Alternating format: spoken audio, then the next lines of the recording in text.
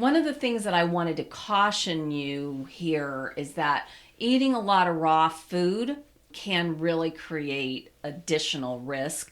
Even just eating salads and other sorts of raw vegetables can be risky if you're not washing them, cleaning them properly. This bacterial toxicity is causing internal stress, and the body is more vulnerable when it's already under stress.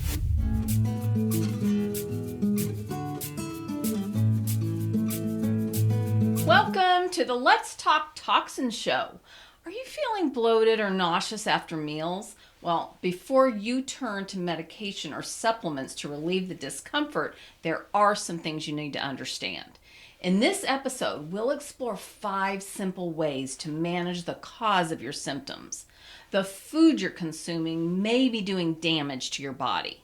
Applying the tips and strategies I suggest here could transform your relationship with food. Improving your diet is the easiest way to boost your overall well-being. These simple changes might just be what you've been looking for to reduce toxic stress. And if you're new here, I'm Dr. Gayla Gorman, a licensed acupuncturist, naturopath, and author of What's Your Kryptonite? I wrote the book to help women understand the effects of chronic stress that's turned toxic. In the book, I share the MOLT method I developed to make it easy to shed stress, along with the accumulated toxicity, just like any other creature in nature that's outgrown its trappings, so that you can cruise through midlife and beyond symptom-free, so that you can put an end to health issues like chronic fatigue, insomnia, mood swings, and even weight gain. So MOLT, in this case, is an acronym. The T stands for toxins, and I can say with confidence that every symptom is caused by accumulated toxicity. I evaluate 12 categories of toxicity when I'm working with someone to unravel a health mystery. Our world is full of man-made substances that our bodies were not designed to deal with. Couple this toxicity with an overwhelming amount of toxic stressors the body was designed to manage, and it's no wonder women find themselves playing whack-a-mole with symptoms. So here's a report that's a great example of what might be thought of as a toxin trend. So in this particular report here, they were talking about bacterial toxicity. A recent study discovered that some bacteria can become, they're calling it hangry, releasing harmful toxins when they lack nutrients. So, think of the Seymour plant and how it basically needed to be fed constantly. So this bacteria is sucking off the nutrients that your body would normally be using to fuel the rest of your cells and processes in your body. Researchers found that even genetically identical bacteria can behave differently. Some are calm while others produce toxins that can make us sick. So that just seems odd, right? So it's not just the type of bacteria, it's actually something inherent about that bacteria's almost emotional well-being. So, these tricky toxins, if you will kind of adopt my thinking about them, really do take on a life of their own. So this was published in Nature Microbiology, and this research could help develop new strategies to combat antibiotic resistance. So if you think about it, we are trying to create antibiotics that are addressing a certain type of bacteria, but if that single bacteria isn't even acting the same depending on the environment that it's in, it makes developing a treatment for it really challenging, which basically leads me to remind you that our body is designed to deal with these foreign pathogens and bacteria. And so the reason why our body can't manage it when it gets sort of overwhelmed by an infection is because there's some stressor that is essentially weakening our body's ability to deal with it. When our body is stressed, our immune system is taken offline, and that leaves us really vulnerable. One of the things that I wanted to caution you here is that eating a lot of raw food can really create additional risk. You may have heard that if you're eating undercooked meat or raw fish, that it's common to get parasitic overgrowth.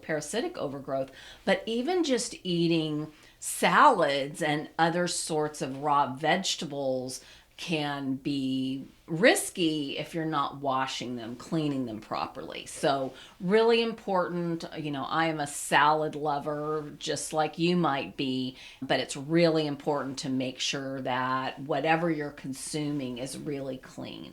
This bacterial toxicity is causing internal stress, and just like I said a moment ago, the body is more vulnerable when it's already under stress. And so now basically you've introduced additional stressors to an already stressed body, and you can see why this is a recipe for disaster. So really important that we monitor these different types of toxicity that we come into contact with and work to minimize them as much as possible. There is absolutely no way to eliminate them. That's not even something we're shooting for, but we can mitigate their effects and manage the overall toxicity level in our body. In my book, chapter 12 is dedicated to talking about these tricky toxins.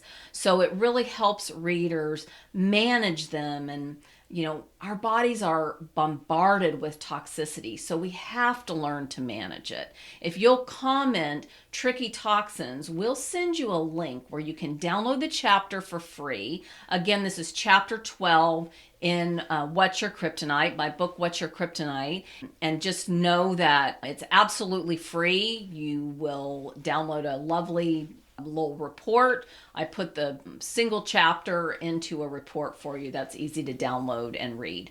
And so if commenting isn't convenient for you, go to drgala.com, that's drgala.com/links, and sign up for my Wellness Weekly newsletter. You can do that anyway. I'd love to have you as part of my community. And just know that you can respond to any email you receive from me with tricky toxins, and we'll send you a link. So every week with these episodes, I like to share just some lesson I've learned and to essentially share with you that I have the same challenges you do, and I am regularly challenged to walk my talk. And so in this Walking My Talk segment, just know that every suggestion you'll hear from me has been tested in the trenches, and that includes saying no to symptom suppression. Over the past 4 decades, I've developed processes that work sustainably. Typically, it requires a combination of approaches that I've synthesized to address the health issues that show up repeatedly for many women. Recently, I had an opportunity to walk my talk and basically to apply one of the 7 ways that I share in my Human Energy System Reboot Kit. And so one of those 7 ways is to avoid what I refer to as the Fierce 5. You may have heard me talk about this previously. The Fierce 5 is dairy, gluten, yeast, sugar, and alcohol.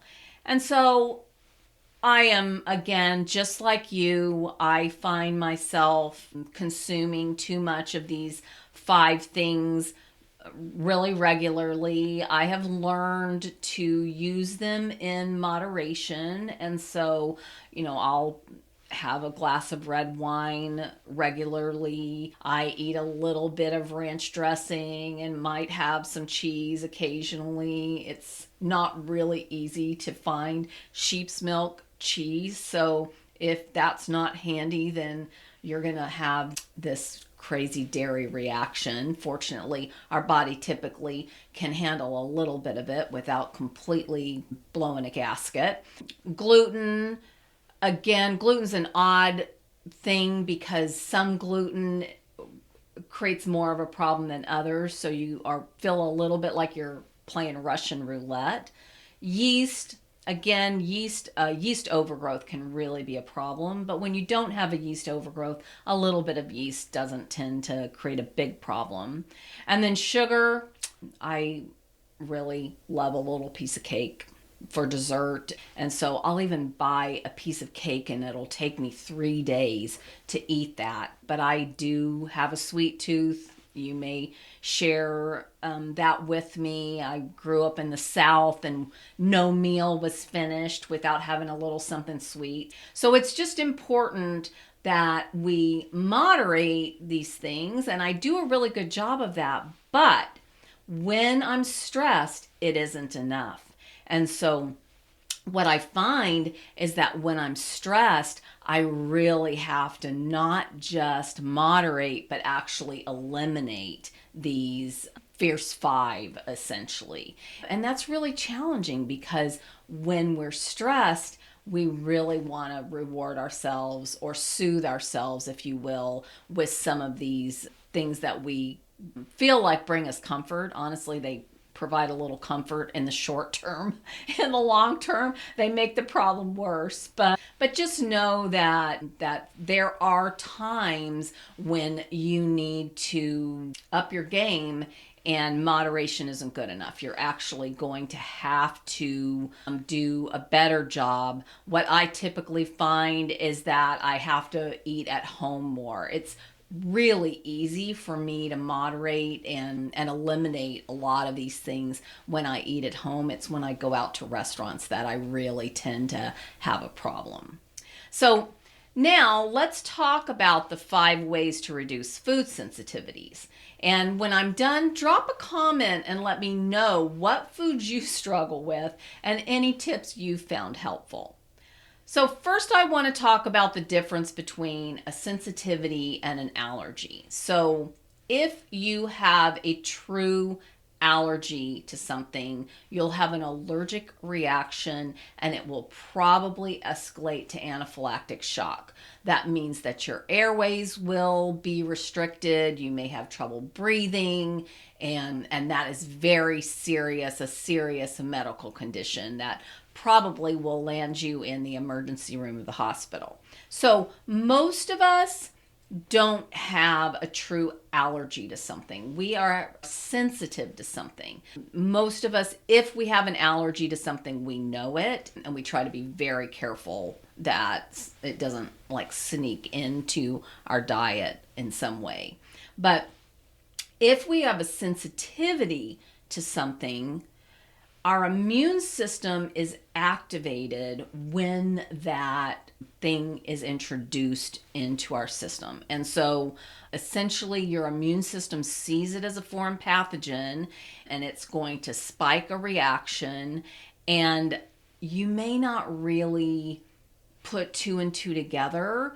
It's often not logical. Like the kind of reaction that you will see from a food sensitivity doesn't seem to directly correlate with what kind of symptom that you're experiencing.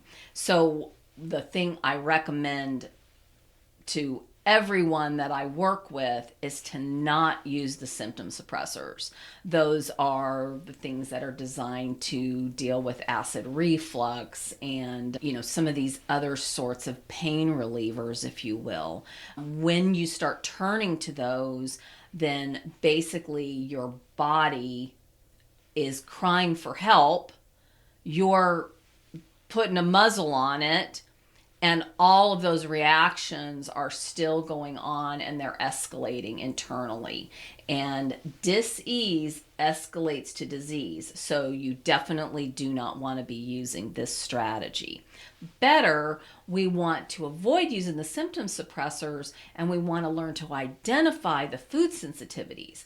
So there are food intolerance tests, and They tend to be blood tests. Blood tests are the best ones. I will say that they're expensive and can be extremely helpful if you're really struggling with this and you've tried my Fierce 5 elimination strategy and you're still having issues. You just may have some things that are just sort of odd and more unique to you that you specifically need to avoid. So a food intolerance test might be something that would really help you a lot.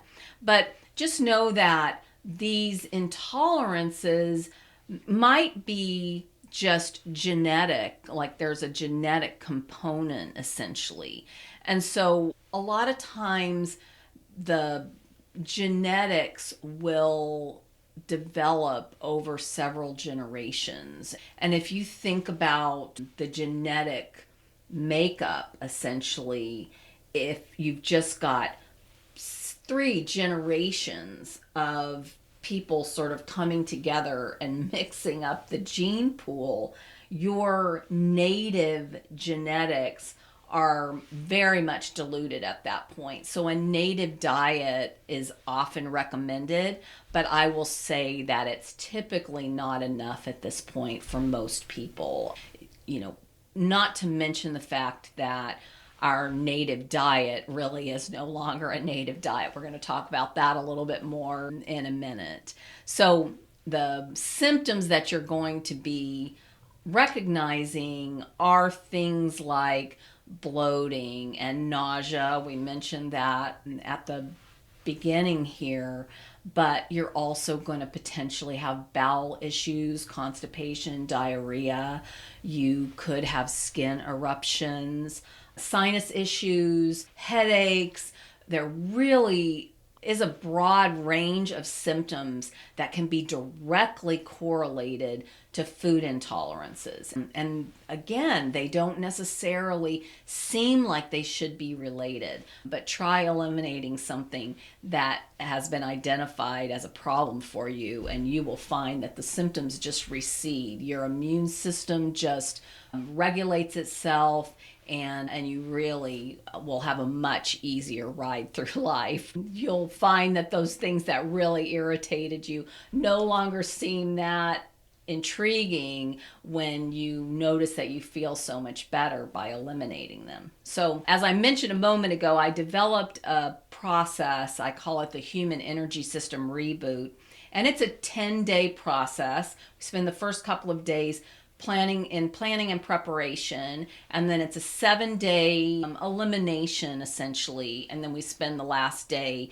just reflecting on what worked and what didn't, because this is not a one-time process. This is something that you might want to practice even once a month, once a quarter, certainly once or twice a year.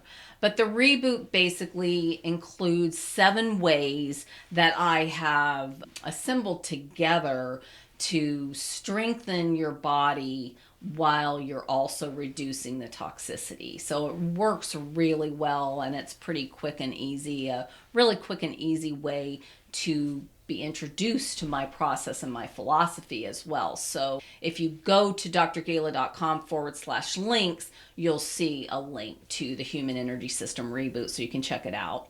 As I mentioned a moment ago, we're going to avoid the Fierce 5. That's one of the 7 ways in the Human Energy System Reboot. And as a reminder, the Fierce 5 is dairy, gluten, yeast, sugar, and alcohol. And we talked about this a moment ago, but just to remind you that in this particular case, we're going to eliminate these things for this week of the reboot. We're going to eliminate them versus moderate. We can moderate things on an ongoing basis, typically once we've sort of met our health goals. But when we're really under a lot of stress, or things start to accumulate, and you'll start seeing the signs of a toxic buildup, then we need to lean into a reboot and an elimination for a week or so, and you'll find that your body will respond really well to this. So again, remember, you can get the Tricky Toxins chapter of my book, What's Your Kryptonite, for free. Just comment Tricky Toxins and we'll send you a link where you can download the chapter. If commenting isn't convenient, go to drgala.com/links and sign up for my Wellness Weekly newsletter. You can respond to any email you receive from me with Tricky Toxins and we'll send you a link. So let's continue with the impact of food toxicity on our immune system. And remember, when you're done, share your thoughts on how food choices have influenced your health. So when we are consuming food that is not agreeing with us, our immune system is essentially on fire. So imagine that you've consumed something and you've gotten food poisoning. The system, your internal system, recognizes that significant toxic substance, whatever that was, and it says, this is out of here. And it's a very unpleasant experience while your body purges all of that and tries to re-regulate itself. But this is essentially what your body is experiencing on a very reduced level when you're consuming things that are irritating your internal systems. So we use the reboot because it reduces this experience for your body, even if just for a short period of time. And sometimes the reboot is enough to just kind of clear out the reaction, if you will. But what we often find is that after the reboot, when we reintroduce some of these things, we'll find that we notice the reaction more. And this is exactly what we want, because we want to actually know what's causing us a problem. I'll give you an example myself. So I am sensitive to spicy foods. I don't eat a lot of spicy foods. And so when you order guacamole, I love guacamole. When you order guacamole, a lot of times a restaurant will put jalapeno peppers in it. And I can find places sometimes that will make the guacamole for me and leave the jalapeno peppers out. They have to be able to make it fresh, which honestly makes it so much better anyway. But not every restaurant's prepared to do that. A lot of times they've got it pre-made. And so if I consume peppers on an ongoing basis, I can kind of feel that my body is reacting to it, but it isn't a severe reaction. But I can tell you that after a reboot, whenever I reintroduce the peppers, I will have a significant reaction, to the point sometimes of even having a histamine response, where I'll get like a flush of red on my skin and that sort of thing. And so we love to see these kinds of reactions that we can directly correlate with something, because once you really understand what's going on, it's super easy to just make the decision to avoid it. You know, I avoid jalapeno peppers as much as possible. And if that means I eat a heck of a lot less Mexican food, that's not going to kill me. I've got other things that I really enjoy that my body does think is a healthy thing that's not going to really spike my immune system. So it's not like I'm going to starve. So just know that one of the things that takes our immune system offline is stress. We've talked about this as we've moved through here. And so we often think of food as something that is going to soothe our stress. But when we eat when we're stressed, our digestive system simply is not working optimally. In fact, your digestive system requires parasympathetic nervous system activity, meaning you've got that relaxation response going on internally. That is when your digestion works the best. And so you really want to be eating when you're happy, not when you're stressed and anxious. Often we think of food kind of as entertainment, and you know what? That's not necessarily a bad thing. If you're really enjoying the food and it makes you feel good, and maybe you're enjoying it with friends that you really have a good time with, using food as entertainment is not the devil, if you will. Rather, the problem is when we turn to food when we're really emotionally distraught or really having a challenging time. And in those cases, you want to make sure that, if you do need nutrients, that you're eating really clean, healthy food that agrees with you and that requires as little digestion as possible. So in these cases, it's really helpful to turn to a really soothing, nourishing soup or something along those lines that can be really easy on your digestive system and be really supportive as you're getting through whatever stressful experience you're going through. You want the food to be satisfying, but it doesn't necessarily have to be some really bad for you food to be satisfying. What I find is that the most satisfying meals are the ones that I know are really healthy and they still taste great and make me feel good.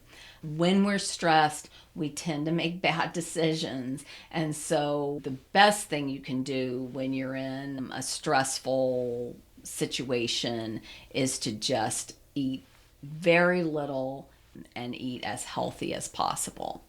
We really just want to eat what we love, but we want it to also love us. The answers I give to questions I receive quite often apply to and would be helpful for most women. I've accumulated a few related questions here, and if you'd like to ask a question, I created a form so that it's sure to get answered. And your question could be shared in a future episode, helping many other women. So comment question, and we'll get you a link to the form. And if commenting isn't convenient, go to drgayla.com/links and sign up for my Wellness Weekly newsletter. You can respond to any email you receive from me with question, and we'll send you a link. So here's the first question. Have you noticed that sensitivity to certain foods seems more common these days? Well, we could look at it like it's more common, but I think that what's really more common is that stress is really a commonplace. And we've kind of conditioned ourselves to think that living in a highly stressed state is just a fact of life. In some ways, we actually think we're thriving on it. When you see people who are consuming energy drinks, for example, this is somebody who really thinks that caffeinating themselves and staying on that really heightened energy mode is doing them favors with productivity and potentially even with their health, but it's exactly the opposite. You'll find that you'll burn out and you're burning out your adrenals and your stress is taking your immune system offline, and that is creating additional issues. So what I do find, I believe now, is that there are more toxic ingredients, and this is more common. We eat packaged food regularly, and the things they use in the packaging or just preservatives can definitely add to the toxicity. And this toxicity accumulates over time. Our body does a really great job of managing the toxicity until it just accumulates to the point where it can't manage it any longer. So what you really want to do is make it a point to look at those labels. If you are consuming anything that is packaged, which honestly we all do, right? You want to look at the ingredients and you want to make sure that they're real ingredients. For example, I use gluten-free pasta. And the company that makes this gluten-free pasta, there are two ingredients. It's brown rice flour and water. And so, you know, is there a bad ingredient in there? Might it be better if I made homemade pasta with my own flour? That isn't going to happen. But the next best thing is using a really clean pasta that has the ingredients that aren't going to spike the immune system and add toxicity. So it's just an example. If you'll look at the packaging, you'll be able to see what's in it. And honestly, you'll find that there may be things that you've been consuming even for a long time that have crazy ingredients. And you're just going to have to set that aside and find a substitute that's a much healthier substitute. It might take you a little time to sort of adjust your taste buds for it, but it'll be really worth it in the long run. The other thing, too, I'll say is there's just more genetic diversity now. We're further away from the native diet and the native environment where people were really all very similar in their genetic makeup.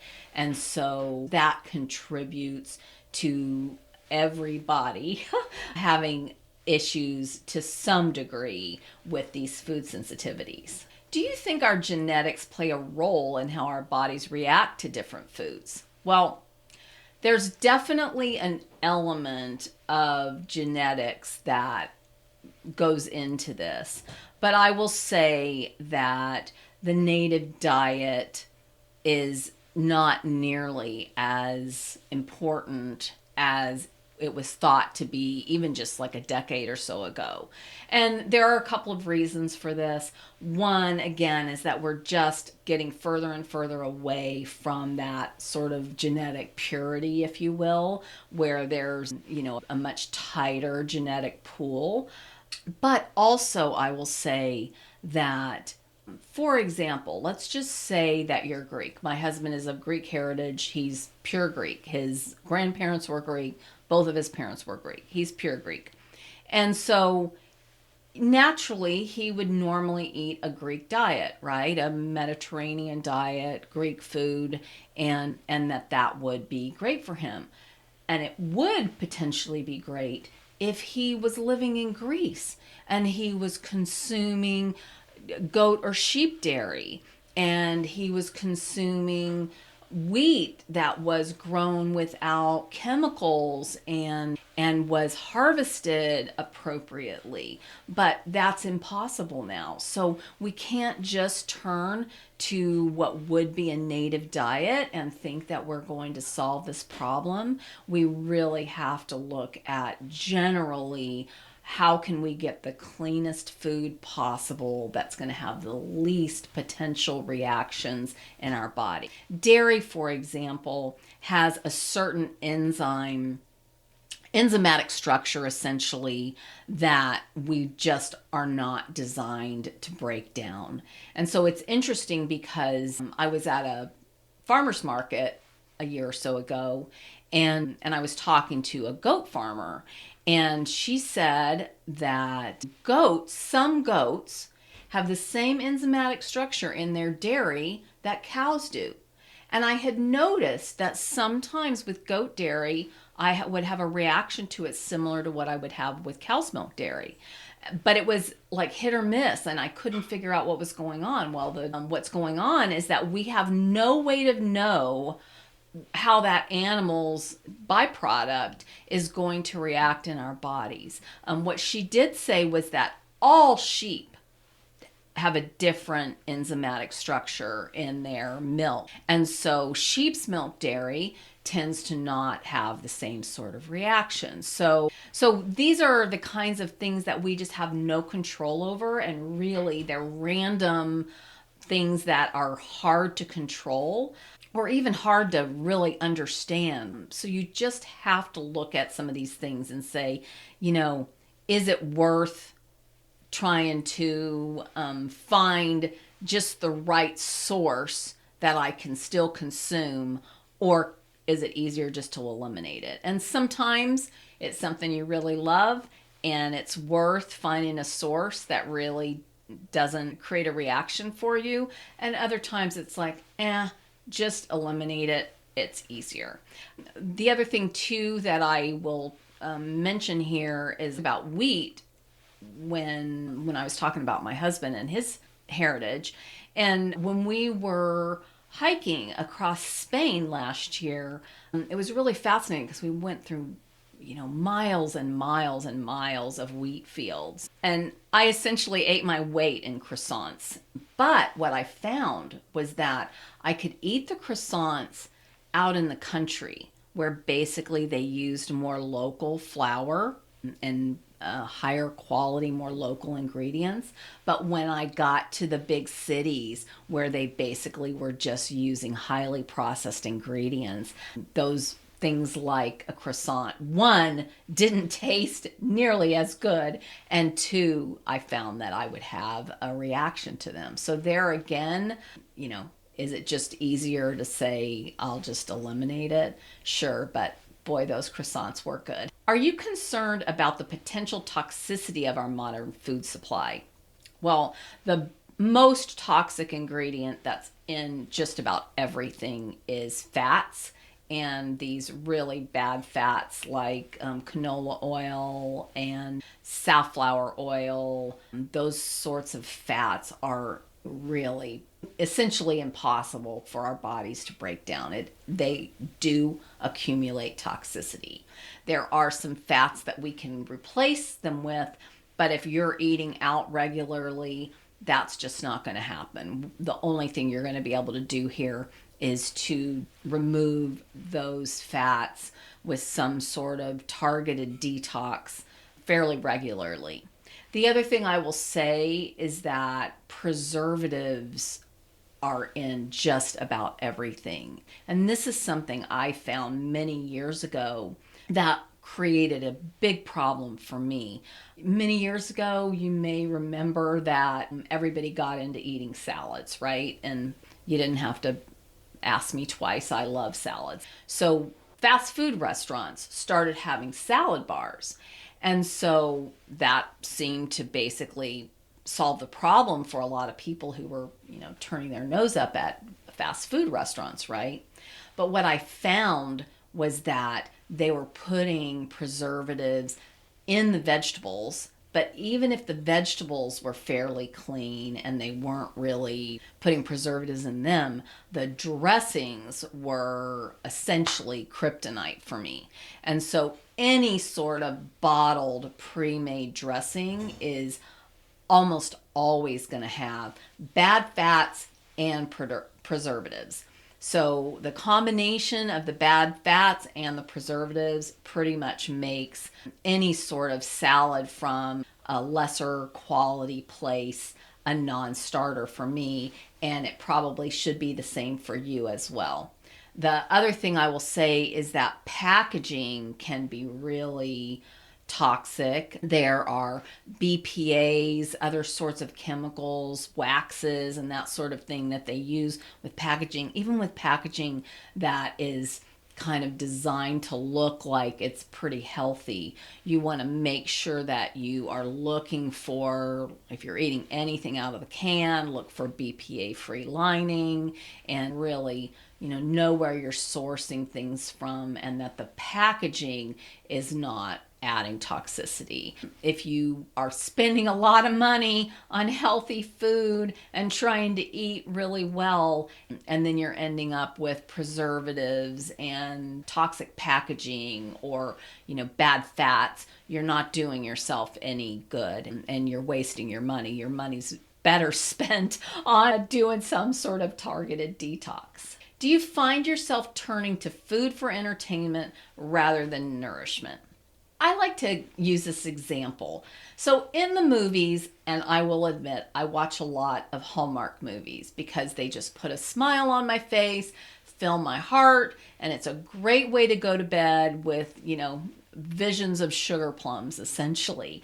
When I watch any sort of upsetting, distressing, emotionally turbulent movie before I go to sleep, I am guaranteed to wake up in the middle of the night really triggered by that. So if you find that something like that's happening for you, you, like me, may want to subscribe to the Hallmark Channel.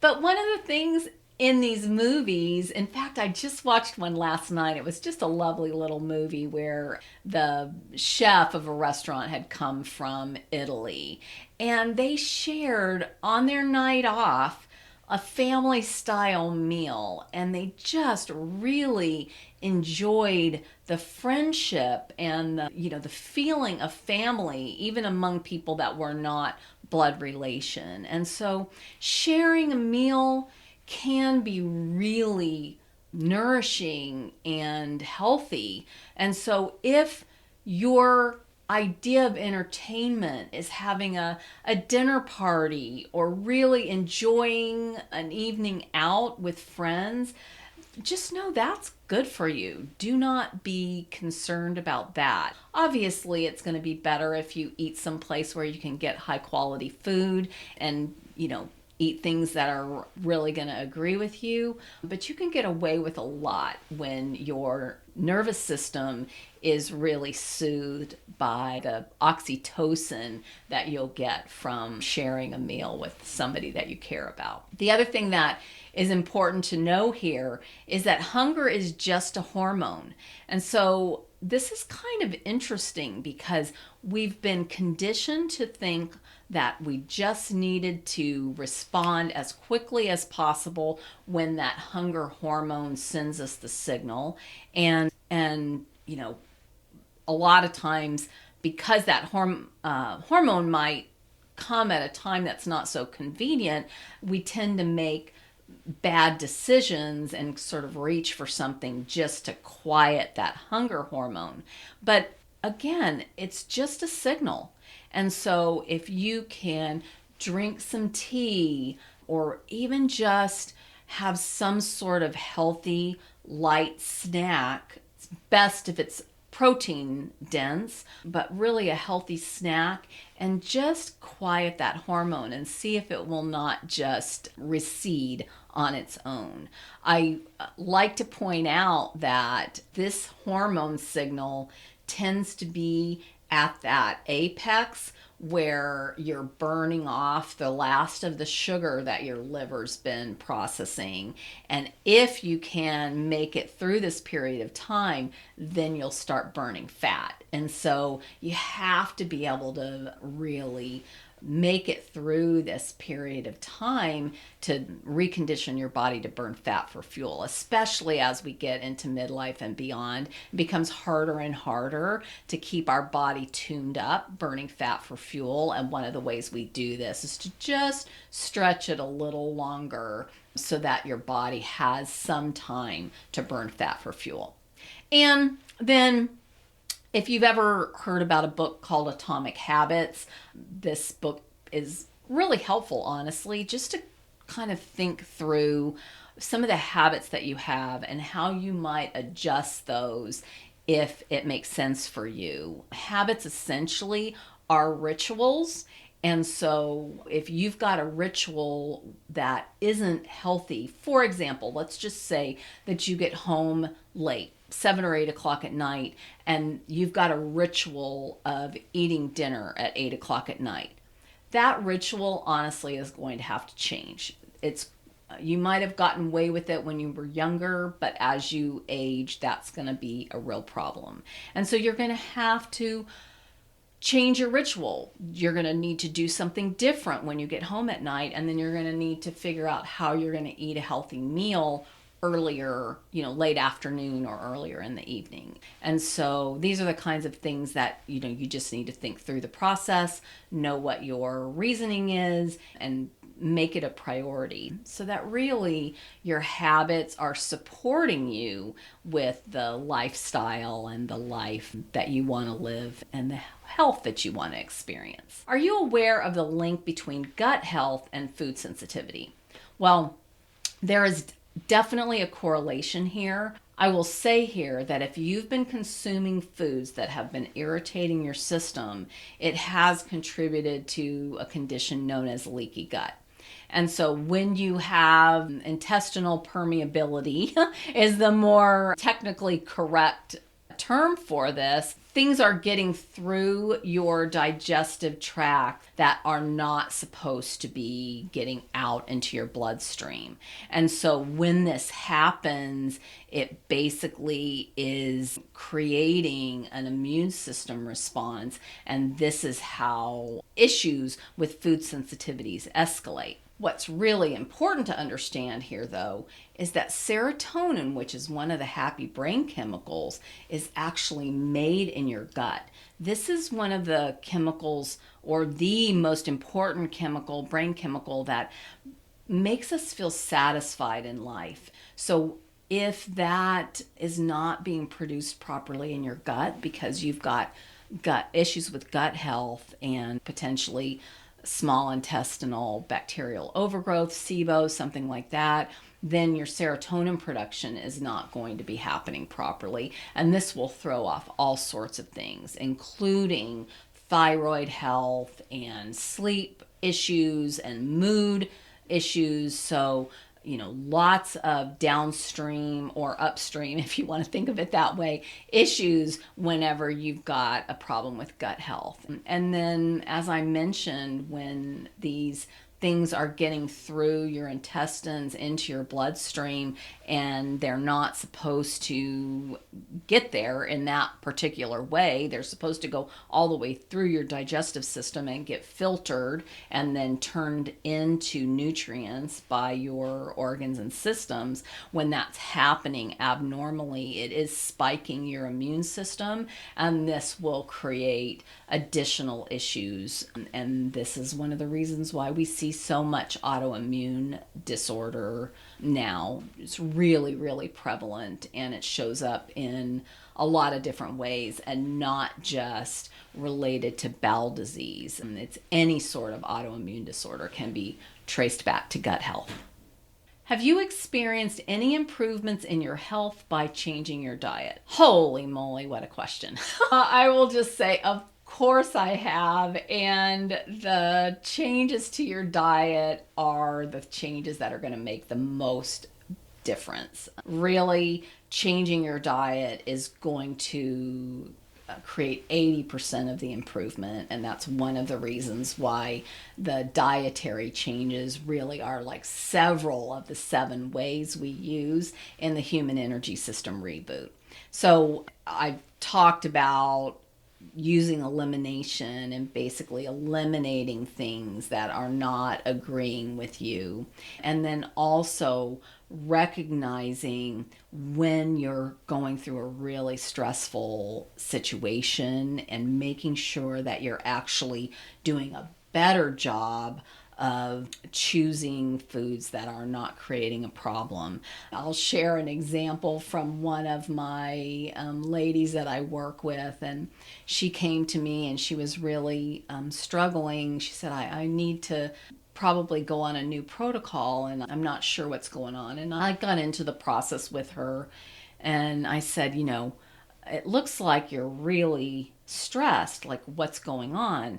And she said that they were going through a house renovation. And she said that her husband had even commented that he had never seen her that stressed before. And honestly, this is a woman who had been an executive at a company. She was now retired. So, the things that we maybe think we should be able to handle, they just might be causing a whole lot of stress.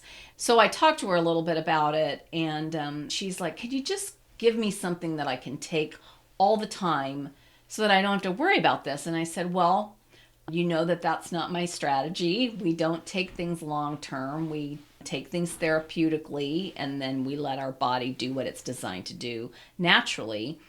And I said, so what's been going on since you've been really stressed that has changed? Because she was doing really great. And she said, well, I started buying these crackers and snack food that I know is not good for me. And, whenever I get really stressed, then I, start snacking on things that I'm not supposed to snack on. And she laid out several other things that she knew she was doing that were contributing to the problem. And I said, so what you really need to do, we do need to put you on a protocol because we need to, reduce some of this toxicity, but you need to really recognize that your body, especially when it's extra stressed, does not have the resilience to be able to deal with all this extra toxicity that you're adding to it. And so that was a really good lesson for her, and hopefully you will learn something as well just by kind of assimilating this information. And just know, in this particular case, she applied one of my protocols, and I refer to that as a reset more than a reboot. A reboot tends to be just a week. A reset's more like 4 to 6 weeks. And so if you let it go too far, then a reboot's not going to be enough. A reboot will help. A reboot is always what I start with when somebody is waiting to get a protocol from me. They're starting with a reboot. You can never go wrong starting with a reboot, but sometimes you need more than that. And I refer to that as a human energy system reset. And remember, if you'd like me to answer your specific question, make sure to comment question and we'll send you a link to the submission form. You'll want to subscribe to the channel notifications to get regular updates. This has been the Let's Talk Toxins show. Make sure you subscribe to my channel on YouTube and activate the notifications. You'll get reminders when I'm going live next. Until then, be well.